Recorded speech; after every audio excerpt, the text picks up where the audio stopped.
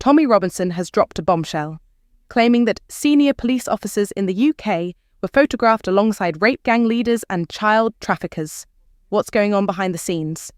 Let's dive into the details, but first have a look at the video. This is the most senior ranking police officers from West Mercia Police. This gentleman is the Police Crime Commissioner. Next to him, or across from him, is the head of the police. This gentleman, it's his job to prevent sexual exploitation of children. Now, this is Bugsy from episode 1, the main child trafficker from Telford, standing directly next to, having his photo taken, directly next to the man whose job it is to prevent sexual exploitation of children. Now, you remember Munchie from episode 2. This is Munchie's brother, standing directly behind the Police Crime Commissioner.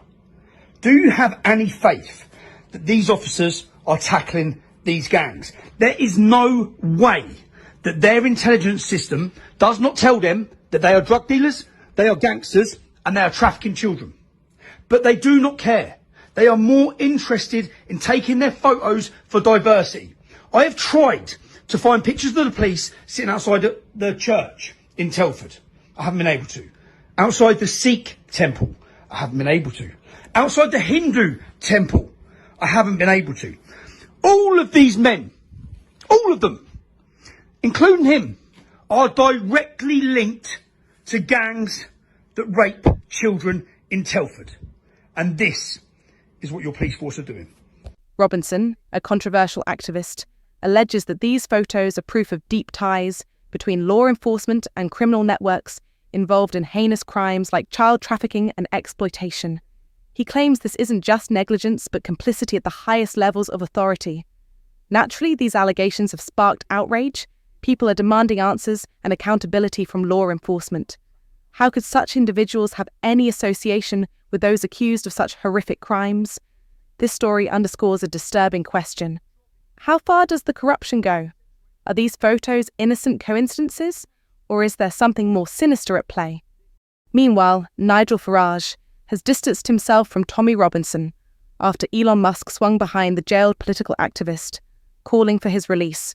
The Reform UK leader said, "Mr. Robinson, whose real name is Stephen Yaxley Lennon, is not what we need, as his party seeks to challenge Labour in upcoming elections." Mr. Farage heaped praise on Mr. Musk, reportedly mulling a multi-million-pound donation to his party, calling him a hero figure, especially for the youth. But ahead of his party's East Midlands conference in Leicester on Friday evening, he distanced his party from Robinson, who is serving an 18-month prison sentence for contempt of court, which began in October.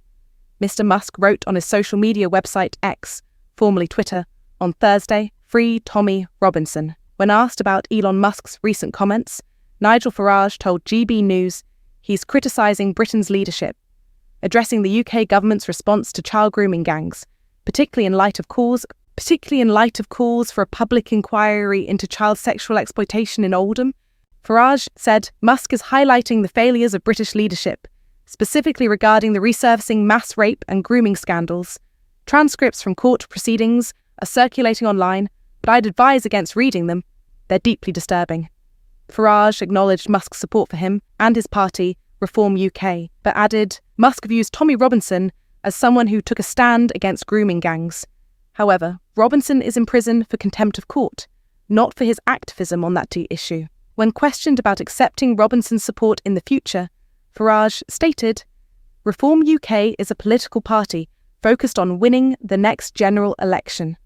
Robinson doesn't align with what we need." Luke Trill, UK director of the More in Common think tank, noted that associating with Robinson would harm Reform UK's electoral chances, given Robinson's divisiveness. A recent poll showed that only 11% of British adults view him positively. Farage himself has distanced from Robinson in the past, expressing outrage in 2018 when UKIP appointed Robinson as an advisor. Farage also highlighted Musk's influence, particularly his role in supporting Donald Trump's successful ground campaign in key US states during the presidential election.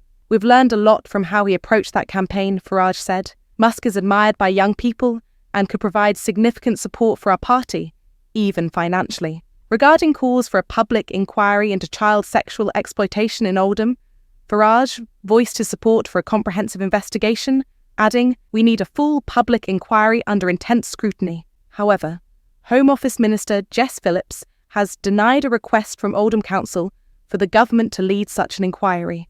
In a letter, Phillips stated that it is up to the council to decide whether to commission an inquiry rather than involve the government.